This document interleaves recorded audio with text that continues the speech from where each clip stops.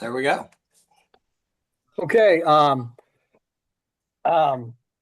Actually, after congratulating John, one of the reasons I picked this movie was because of you, John. Um, because when we had our Phantom meeting several weeks ago, John and I were talking about both of our um, love for historical dramas and historical films, and I went, well, let's give one here. This is this is a story of Winston Churchill's early few weeks as the Prime Minister of Britain during the opening, the second, really the first full year of World War II. And I'm going to say right off the top, I'm not a big fan of Winston Churchill. I think he's a racist. I think he's an imperialist. He did virtually nothing during the Second World War when there was a bad famine in part of India. He was he was not a very good wartime leader in the First World War. He contributed to the difficulties in the creating the Irish Free State. I don't come to this with a great fondness for Churchill. However, Gary Oldman did a hell of a job with this. Yeah, I mean, it was Oscar worthy, and he won an Oscar for it. And as I understand it, it took him hours to put on this plastic weight suit every day to get into the costume for this. Oh, the other thing about Churchill in general, the guy was a grumpy prick in life. Um, so, But other than that, Mrs. Lincoln, how did you enjoy the play? well, I thought the second act wasn't as good as the first. Anyway, back on this, Joe Wright directed this. Movie came out in 2017, had a budget of $30 million, was shot in England, did very well at the box office, $151 million almost. Oldman played Churchill. Kristin Scott Thomas played his wife, Clementine. Lily James played Elizabeth Layton. Stephen Dillane was Viscount Halifax. Ronald Pickup was Neville Chamberlain, and Bob Mendelsohn played the role of King George the Sixth in this. It's really well done movie. I like the pace on it. I think some people criticized that the pace might have been too slow, a little plotting. I didn't think so. I thought it was reflective of the times, and I think it needed to be taken slowly in terms of a movie to make sure that people that were not familiar with World War II or what happened with the Brits in the early part of the war, or what happened with Churchill in the early part of the war, they probably needed to take it at a slow pace to keep those folks involved if they were going to the movie to begin with. So I liked it. I thought it was shot well. There were some things in it that were a little difficult to swallow. Number one was the whole idea that Chamberlain and Halifax were plotting to basically pull off a coup d'état and get Churchill out of the PM's job is largely exaggerated. And in fact, he had more problems with the Labour Party than he did with his own party in this. And the movie seems to imply that the Conservatives and the Tories would only accept Churchill and not Halifax, nor anybody else. Number two, that subway ride, that is an enchanting scene on the back half of the movie where he gets a sense of how to marshal the British public and consequently Parliament. That's fiction, complete. Didn't happen. Churchill didn't ride the subways. He didn't he was guarded very closely. Some of the times he slept at the headquarters. Some of his speeches, as I understand it, were recorded prior to being broadcast, so that the Nazi bombers couldn't hone in on the radio signal and destroy the studio where he was supposedly at. Um, the other thing is the woman who plays his personal secretary in this. Elizabeth Layton wrote a very good account of what happened of her time with Winston Churchill during the war years. But this woman, Layton, was not present at the time any of this took place during the movie. She joined the staff of Churchill about a year later. Subsequently, got caught up on everything, and so they use her for a little bit of a narrator in this, but she actually wasn't there. Again, I thought this was a really well made movie, and it's actually I didn't see it when it first came out because I didn't want to promote Winston Churchill, to be really honest about it, in any way, shape, or form. And I know my opinions about the man are probably in the minority. I'm sure he's regarded as one of the greatest Britons of all time, but there's an underbelly to him that a lot of people don't know about. So anyway, I hope you enjoyed the movie, and what'd you guys think of it, John? Hey, Mike, yeah. What was the source material for this? I mean, they're like the subway thing. I know they created that out of thin air, and the little girl telling him how to get on the subway. But was I didn't stay for the credits, I guess. Was it a book? Is this there were, as I understand, there were several books that were written about Chamberlain in his war years, including his own multi-volume memoir of it. So there were lots of sources to it. I don't not a particular source book doesn't jump out at me. Okay. And it's on Wiki, Mike. It's not. It doesn't say anything at all about based on, the book, whatever. Was it nominated for original screenplay? I don't believe so. Yeah, I was just curious. I mean, there's so much intimate detail of his conversations and stuff like that. I didn't know who had written a book that they used for this, or if they just had a lot of literary license or film license. There's a small library of books dedicated to sure. Winston Churchill. So Mahoney, the flaws in the movie that you point out, or the shortcomings in the movie, the fictionalized subway ride, the fact that secretary that is portrayed wasn't on the scene, several things. So they took literary license. Is there a point where there was too much fictionalization that you lost faith in the movie, or just enough fictionalization that you enjoyed the movie? Where do you fall on?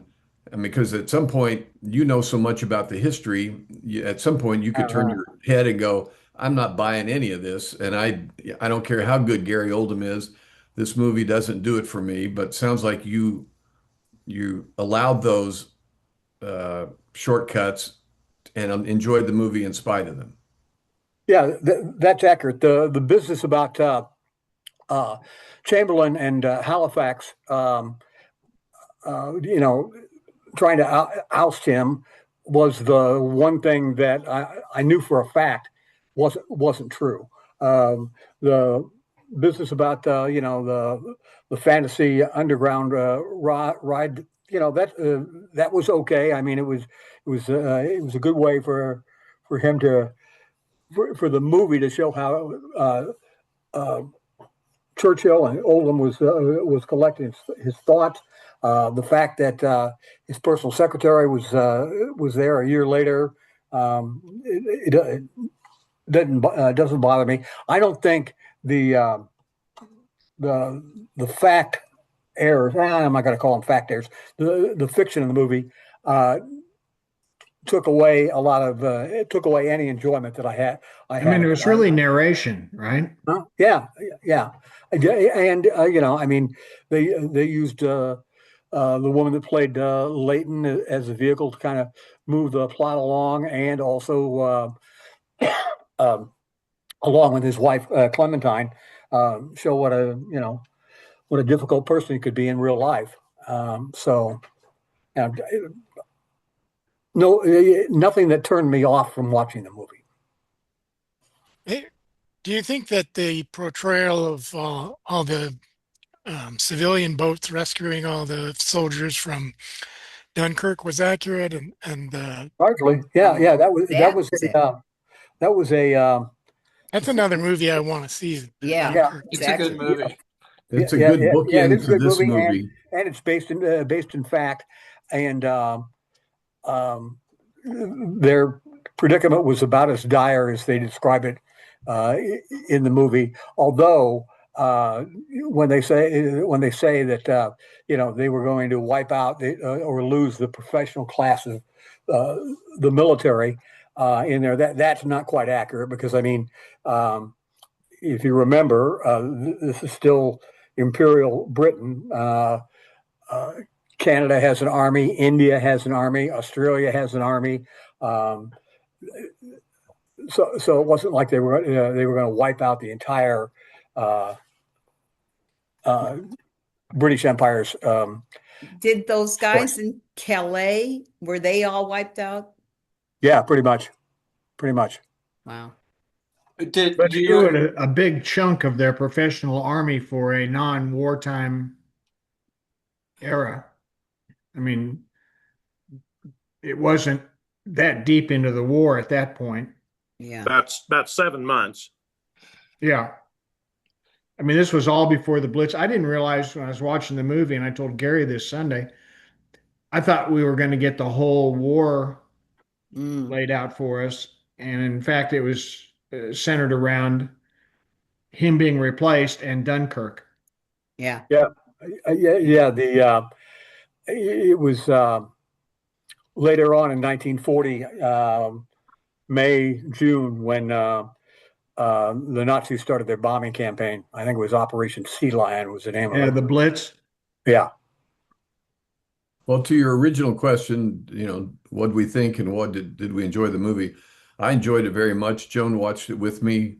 I think it's a great star turn for Gary Oldman. Obviously, I mean, that's the centerpiece of the movie, and I think he did a great job portraying Churchill. I think the subway scene is a pivotal scene, and whether it's fictionalized or not, I thought it was a great way to show him figuring out how to use the English language to mobilize everybody. So I thought it was a great movie and well done and deserving of the Oscar. And I think the wordsmith probably deserved a nomination too. That was pretty amazing. Well, I think that whole subway scene kind of solidified in his mind that they were not going to go after peace talks and they were going to fight, because all the people on the subway said, hell no, we're going to fight like hell. And, so I think he was considering doing the peace talks, and that convinced him otherwise. So not really. No. Well, I mean, that's what the scene showed. And, I don't know, kind of makes me mad when they put stuff in there that isn't true. So, yeah. But to your point, it was a good way to visualize the spirit of the British people that he was trying to mobilize. Right. But if it wasn't on the subway, how did he intuit what the public opinion was? I don't know. I don't know that he sampled it in any source of modern sense. Like there wasn't polling or anything like that. But might that scene where he had all the people come in to the war room, all those ones, the workers, was that a true scene, or do you know? I don't know. That's also another scene where the people agreed with him. Now, let me ask you one other thing. Did he actually say, and I think he did, but now I'm questioning, you can't negotiate with the tiger when your head is in its mouth. I don't know. I don't know if that's a real quote or not. I thought I've heard it before, but maybe I'm wrong. But I've certainly I heard thought, it. Yeah, I've heard it before too, Donna. And I have a little book of Churchill quotations. It's in Columbia, so I don't have it here, but I think it's in that little book too. yeah. Yeah, I thought that was well, it was so obviously a good, a good when he was so angry, and that's what I loved about Oldman's performance. I thought amazing. He was rotten and crotchety old man drinking booze in the morning. Was that true? Again, I don't know that much. Absolutely. Okay. Yeah, he was a functioning alcoholic. Okay. Well, he was, pretty good. But you also saw his humanness. You saw his, his care. And what I thought the thing it did the most was it showed what's the word? The uncertainty that he felt with all the decisions that he had to make, that uncertainty and that loneliness of making those decisions. I don't know. I thought it was really, really good. I had seen it before. I thought it was really good before. And again, watching it again, it was like, it was just amazing. Those couple of weeks. And it seems to me that words do make such a difference to people. They can get people, like if he could get, all these boats to come, like for Dunkirk. I mean, the kind of power he had just as with the words that he used was amazing. And when I kind of look at what's going on today, it's like, geez, you wish you had someone that, was able to unite people so well. He was just able to unite, all of England, that we will fight, all the places, what else did I write? Donna, I think words have been used by recent leaders. Obama used words very effectively to get elected. Yes, he did. No, I Trump agree. has used words very effectively to get elected and reelected. Yeah. But those, well, that's true. Words have power. Yeah, and it is. It's so powerful. The problem that I didn't have a problem, but I almost had a problem because I had just watched Life, Larry and the Pursuit of Unhappiness. And then I went right to watching this movie, and I kind of had to walk away because I was in this space of laughing at history, and now I was in this space of history that I shouldn't be laughing at. So I had to walk away and, I don't know, do something else and then come back again, because it was like these 6, 7, these two things. Well, I asked artificial intelligence if Churchill ever said, "You cannot reason with a tiger when your head is in its mouth." And no, that was a quote made up by screenwriter Anthony McCarten for the 2017 film Darkest Hour. Yeah. Okay. Really? But he did say, well, he wrote an article in the Evening Standard in 1937, "Dictators ride to and fro upon tigers, which they dare not dismount because the tigers are getting hungry." So, but he didn't use what he said in the movie was a screenwriter's phrase, not Winston poetic, Churchill. License. Did he really say that Cicero quote? Do you what? The Cicero quote about brave men encountering danger with a frontal attack or something like that.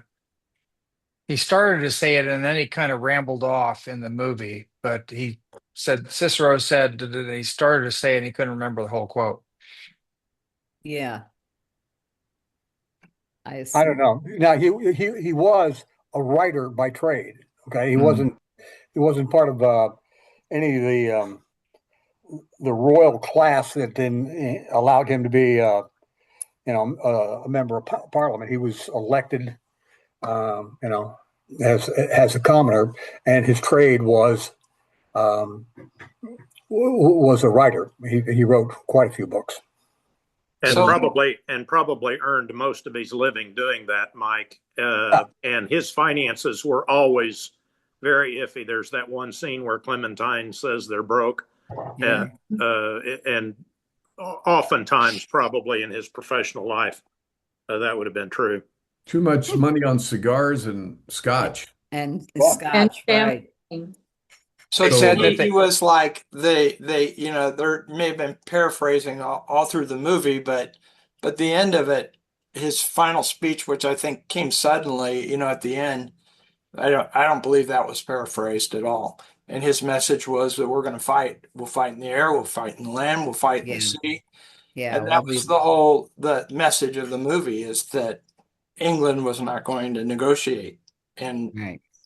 For that, and that's from that's a famous Churchill speech. It did not happen when the movie said it did. It happened a little bit later in the summer, but it's an actual speech.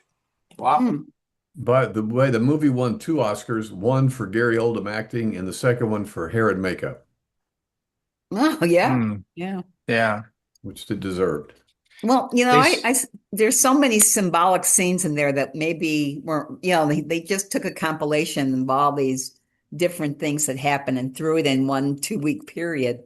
But it was incredibly effective, I thought. I was, and even though the ending, that they're going to, that I kept it, the tension was still there to me, even though about what happens, that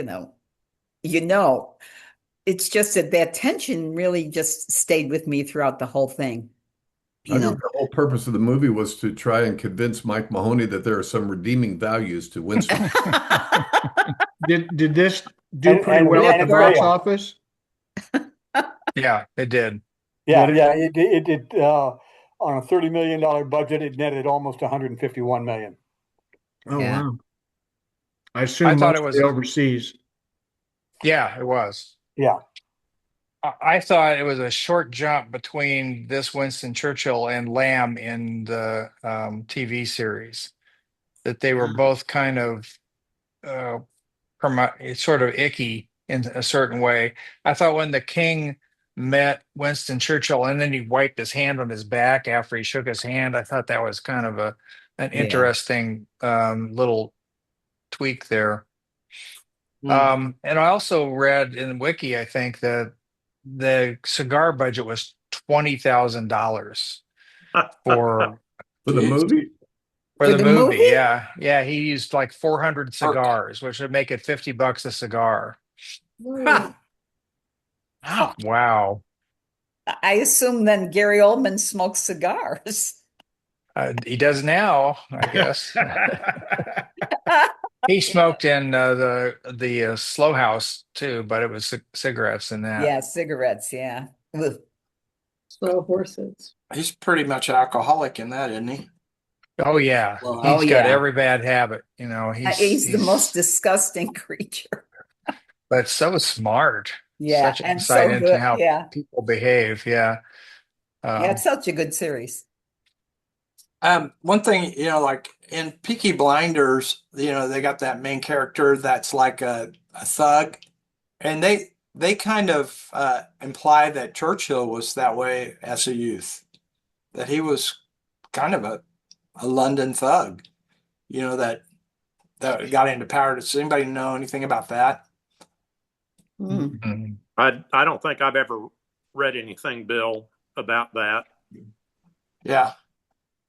They mentioned Gallipoli a couple times. Mike Mahoney, do you know what role he played in the disaster at Gallipoli? He basically was in charge of it. There was an effort to open a second front in the Mediterranean to go after the Ottoman Empire, which was an ally of the Germans. And the short version of the story is where the British command decided to launch their amphibious invasion, for lack of a better word, was poorly chosen. They tried to land in a area where there were not necessarily cliffs on the beach, but in an area that was that had mountains and hills and could be easily defended. And he had to accept responsibility for that defeat.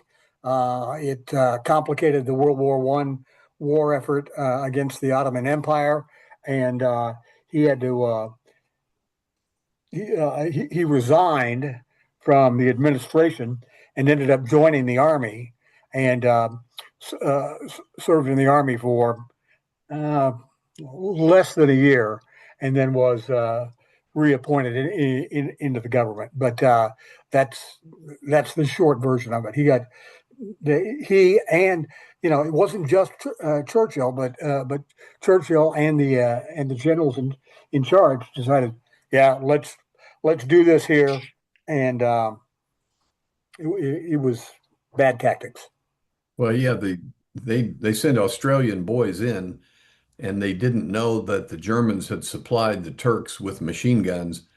And it was, I mean, I've been there. It's just it is almost like a cliff, and they were just sitting ducks. And John, when you go to Turkey, I hope one of your stops is in Gallipoli because it's a powerful memorial. But I didn't know Churchill's fingerprints were on that effort. Okay. Yeah. Wasn't that a Mel Gibson movie? Gallipoli? Yeah. I think so. Yeah.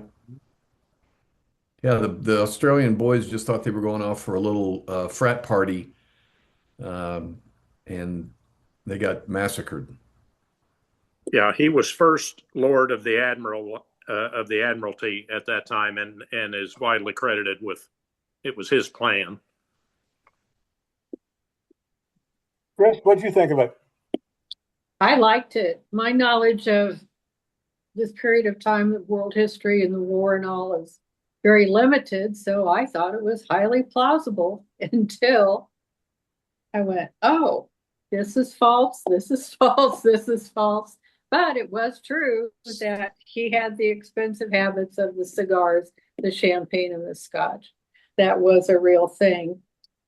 One thing I got a kick out of was when he was leaving, can't remember his office, and he's following one of his aides out, and he says, "Lead on, Macduff." Yeah, right. Yeah. My mother was English, and I can't tell you how many times I heard that line from her. My mom said that a lot too. Really? Okay. Yeah. I used to use the So phrase. I kind of got a kick out of that to the point that I had to look it up and see that it was from Macbeth, where he says, "Lay on, Macduff." So I liked it. I liked it a lot. The movie. I don't know about the character himself, but the movie was very good. It was interesting in the closing lines that he wasn't, he wasn't in the office that long, and he got invited invited out of office. Yeah. Was there a watershed moment, Mike, that led him to be his prime minister's job discontinued? As I understand it, it was a combination of a couple of things. Number one, the Brits were, like the rest of the world, weary of war. They didn't feel like they needed a wartime leader anymore. Their economy was in shambles. They were facing pretty high inflation, and the Labour Party came in and said, the war is over. Let's be let's be British again. Let's concentrate on ourselves." And so they had an election in June, I think, of 1945, June or July, not long after the war, and he was easily voted out of office, and Labour took over. I think it was. And that was while, yeah, it was at Clement Attlee, and it was while Yalta, the last of the big three meetings during the war, was going on. Right. And he didn't show on that. So yeah.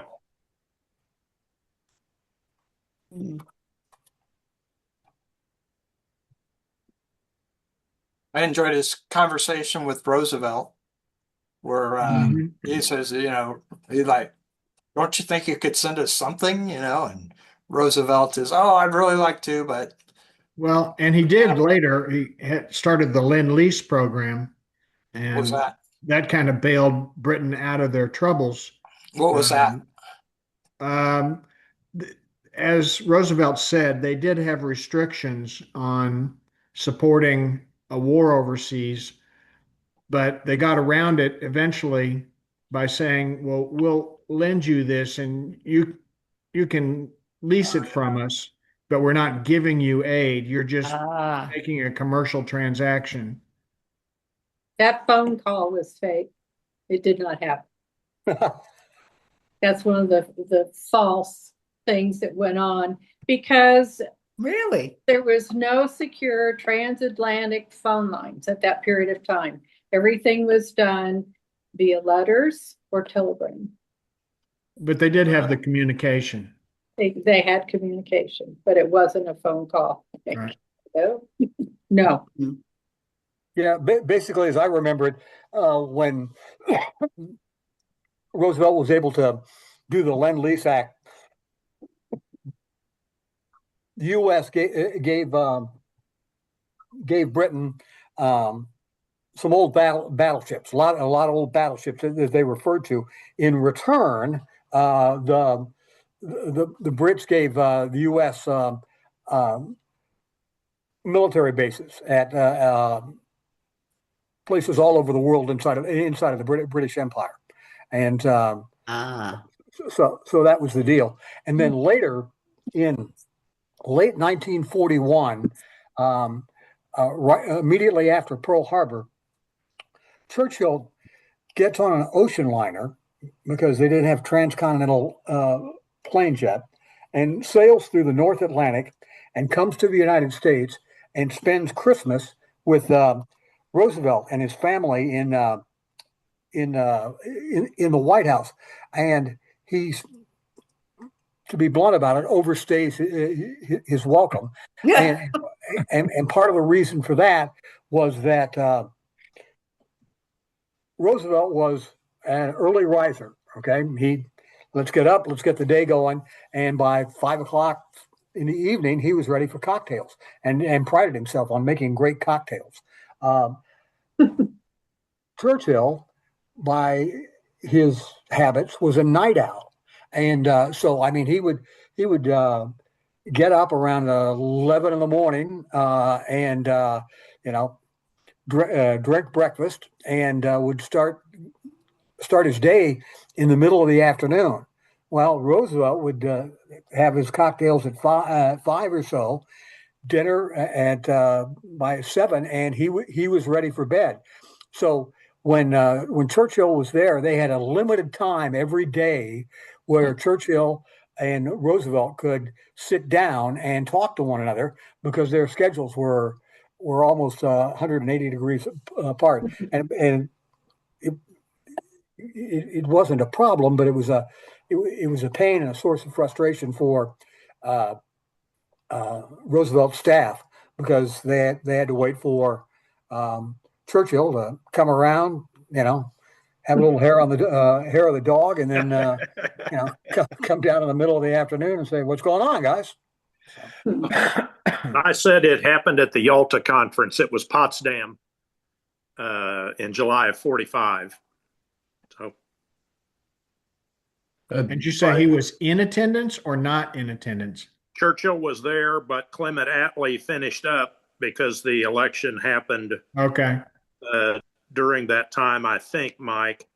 But Churchill started it and Attlee finished it. Based on all the holes we've poked in this movie, I think it's just one big lie. That's all I can. I think you have to realize for the movie, it's just the way to move It's an emotional, Yeah. move the emotional moments understanding that- along, especially for an American audience who's pretty unfamiliar with what went on. Yeah. You probably shouldn't use this movie as the final in your British history class. Probably not. Well, I thought it was really good. I really enjoyed it. I didn't know what was, Mhm. you hadn't seen it before? huh? I saw it when it came out. I enjoyed watching it again. But you hadn't seen it before? No, I don't think I've ever seen it before. Mm. And Jeff Arthur, you mentioned Dunkirk. The movie Dunkirk is a perfect pair for this. Yeah. It shows you the flotilla and what really happened or allegedly what happened. Yeah. But it's a good 1-2 punch. Well, I looked it up, Hmm. and I mean, there was one in 2017 that was, got really good reviews, but That's good. there's probably 6 of them about Dunkirk. There's a bunch of movies. Hmm. Yeah, but that's the one you ought to watch, Jeff. Yeah. Kenneth Branagh plays a Navy captain, lieutenant something, who was a central character in it, and it probably got some. Haven't looked back. I bet it got some awards too. I mean, Churchill was working with an admiral to try and speed that process up about getting the private boat flotilla Yeah. over there. He called him up at the cliffs and said, "Hey, do this, please." And it was an enormous success, way more successful than anybody in Britain thought it could be. So that part was probably true. Allegedly. Allegedly, yeah. Yeah, it said something like 300,000 men. Is that right? Were saved. That's how many were stranded there. Mhm. They didn't get them all home. Wow. Those poor guys at Calais. Was the secretary's brother at Calais? That was the storyline. I thought she said that he was going or on his way to Dunkirk. He was in that rear guard action that was trying to slow the Nazis down before they got to Dunkirk. That just brought Churchill's character to tears. It really brought it home to him that there are real people here that I'm responsible for the death of. I mean, that was an emotion-filled scene. Yeah, he was willing to give up a certain number of people to save a greater amount of people. By far, 4,000 versus 300,000. Easy math, but it's still people. Still got to be tough, yeah. I'm reading a book right now called Underneath the Scarlet Sky. Has anybody ever read that book? About World War II in Italy. And it's a good contrast to this movie too, because Italy capitulated, negotiated. In this book, Mussolini, he's like a prisoner to Hitler because they capitulated, whereas Churchill's actions, they didn't capitulate, and they fought. I guess they probably had to fight a couple of years, didn't they, before the U.S. and everybody else got involved and started pushing back. Yeah, it's interesting because that's all part of the British protecting the empire more than they were looking out for India and other protectorates of theirs. China. That's why they wanted to come up through North Africa, through the boot of Italy. That Tom Hanks World War II thing has some great episodes about that on Hulu. Bill, what was the title again? Underneath the Scarlet Sky. Is that new? It's a really good book. Yeah. Is it new? No, it's not new.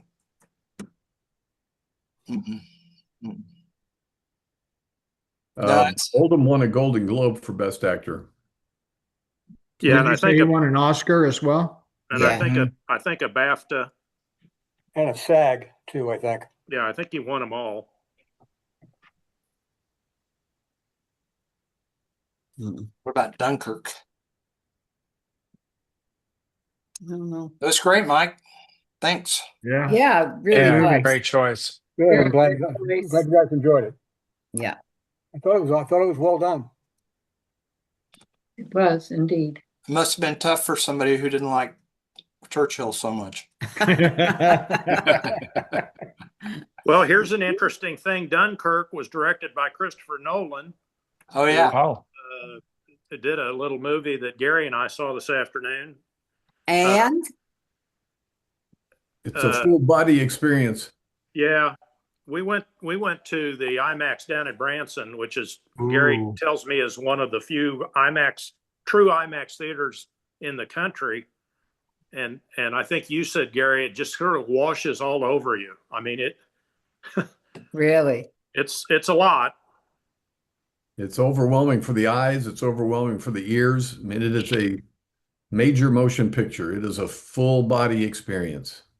And it explains a story that everybody's heard of, but probably don't know, Did you see it, Bill?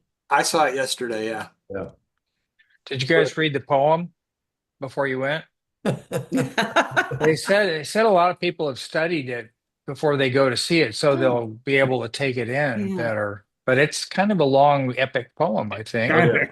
It's right. Yeah. Like 12,000 words. And they lean on the poem quite a bit for some of the dialogue. And then some of the dialogue that John and I discussed is almost cartoonish. As they go from one scene to another, and they cut corners, and the way they cut corners, the screenwriters kind of dumb it down, I thought, but it's almost impossible to be true to the whole poem. We'd be there another 27 hours. It's 3 hours already. Yeah. So it's kind of like Jason and the Argonauts without the stop action, right? Yeah, but there's some cool footage of the Cyclops, Mike. Yeah. Oh, I bet. Yeah, it's So how many of all, isn't there like 12 or something different things that he goes after? I vaguely remember. I mean, do they have all of them? The Cyclops and Circe and the Sirens and. Yep. Yeah, all right. just by the way. I don't think it added up to 12, though. No. No. But they got like the top 5 in there. Good. Good. The most cinematic ones. Back to Dunkirk a minute. It cost $100 million to make, and it made $549 million. Wow. So a heck of a lot more successful, at least financially, than Darkest Hour.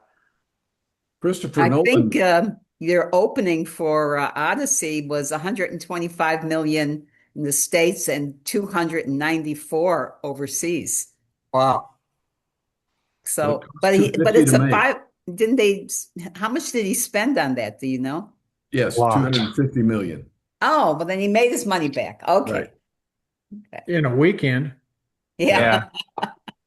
He's not shy about big projects. No. And people aren't shy about backing him. I mean, when you ask for 250 million to make a movie and they go, okay, yeah, you got to have a track record. Yep. Yeah. And he does, for sure. Whose turn is next? Matson? Oh, Mike. Well, this one goes back a little farther than World War II, or a little newer, depending. This is just an old movie I wanted to see. It's called The Princess Bride. Oh, I love that. And it's a Rob Reiner movie, of course, and it was made a year after Stand By Me. So he was very busy in 86 and 87. Yeah. You picked Princess Bride? Yes. Inconceivable. Inconceivable.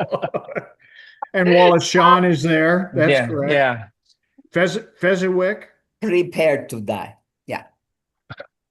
I started watching My Dinner with Andre with him in it the other night. I didn't finish it, but he's an interesting character. Yes. That's a word-driven movie. Yeah. Yes. A little bit. Like a soliloquy almost. Yeah. Yeah. Okay, well, Bill and John and I have seen Odyssey.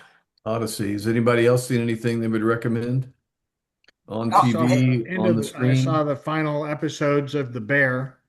Oh, did you like it? No, I can only give it about a 6.5.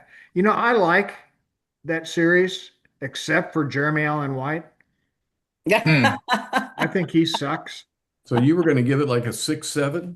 It's 6.5, 6, 7. 6.7. Don't tell your grandkids that. Yeah.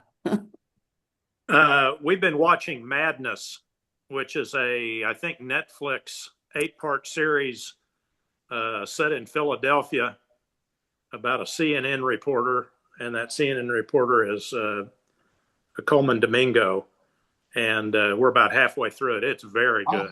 Oh, What's it that on sounds good. Netflix? It's on Netflix. It's either Netflix or Prime, Bill. But anyway, it's What's it called called? The Madness. What's it about? It's about a CNN host who gets framed for some murders, and it's just really good. There's not a lot of my father would have said not a lot of shoot 'em up, just more brain power. Psychological. Yeah. Okay. So, Great. but it's good. Good. Does the fictional CNN keep this guy on TV while he's going through this? for a little while, and then he gets suspended. He's just at the point, Mike, of he's going to get his own show on CNN, and then all of this happens, and FBI weaves in, 2 different police departments. It's very good. I think you'll like it. Has Good. anybody seen the movie The Invite? Yes. You did, Donna? Yes. Is Would it you good? recommend it? Would you? It's interesting. That's not a non-committal thing to say, isn't it? It's a How about- resounding. How about Toy Um, Story 5? Anybody seen that? Yeah. Would you recommend it? Yeah. Yeah. Bill? To who? A child or To me. to you? I wouldn't recommend it to you necessarily, but I mean it's fine. I mean, 6, 7? kids like it. 6, 7. Yeah. One thing, Gary, if you are going to see The Invite, at least it reminded me, and you might, it kind of reminds me of Who's Afraid of Virginia Woolf. Okay, yeah. I understand it's a pretty sharp exchange between neighbors, right? Yeah. Yeah. Yeah. And Disclosure Day, has anybody seen that? Yes. Yep. Yeah. Recommend that? I would recommend that. I like that. Sure, I'd recommend it. That's not the one about Eisenhower and the Normandy invasion. No, this is No. Spielberg. Science fiction. Oh, yeah. Yeah. Aliens. Well, you've seen Disclosure Day, haven't you, Gary? No. Oh, I thought you recommended it a time ago. Nope. Yeah, it's a Haven't good seen one. He good. talked about it last time. Okay. I think I asked about Somebody it. did. I was Yeah. seeing if anybody Maybe I else had recommended seen it. I thought it was good. He just got busy with Odyssey this week. Yeah. So what is that guy's name? What is that guy's name? What is Matt Damon's name? Odysseus. Odysseus. Okay. And but Odyssey and Odysseus, no relationship there. Probably. I'm guessing that's how they got the word. That's where the words Odyssey. came from. Yeah. So, like we say Odyssey, but do you pronounce it Odysseus? No, That's the I name think of they're the person. 2 different words. Okay. Odysseus went on an odyssey. That's Yeah, basically, yeah. and he And you has get an the encounter Odyssey. with Yeah, go ahead. he has an encounter with the muse, which is where that word comes from. And then there's a mentor in the movie, and that's where that word comes from. Right. There's lots of movies rooted in Greek mythology that made it into our language. Mm-hmm. You know, I guess I would recommend somebody that thought they were going to go see Odyssey. They might want to watch Troy. Troy was a good movie, and my son was like pointing out all the same characters that are in both of those movies. Mm-hmm. Because Odyssey is really a story about Troy. Yep. The aftermath. It's Yeah. the aftermath. of Troy. Yeah. Hmm. So I'll put that as a Interesting. recommendation. Okay. Chris, you seen anything recently? Oh, and off campus again. I had a guest that wanted to see it. Is that a movie? Oh no, it's a little series thing. Oh, L. Kennedy wrote the book, eight sessions. It's about some hockey players and a fake college called Briar that's back in the northeast part of the world, or our world anyway, and all the shenanigans that go on in a frat house and hockey players and girlfriends. And so you're drawn to a movie about hockey players and frat bros? yeah. Yeah. What's it on? Is it on Netflix? Prime. Right. Mm-hmm. Jeff Copeland, seen anything recently? We've watched quite a lot of soccer. Hmm. Sorry, football. I'm And gonna miss we those did guys. we did watch most of the America series that Tom Hanks narrates, Oh, that's so good. which really is good. And he's a great narrator, and they kind of give you some specific background to each area. Some of it's natural, some of it's cultural, and so forth. So enjoyed that. Hmm. I'm gonna miss those football guys. Yeah. Yeah, I watched a bunch of those games. That was Yeah, fun. me too. Me too. That was fun. Jeff, did you go to the barn? The barn. In where I was, In New York? Or well, there's the venue that we have has a building called the Barn.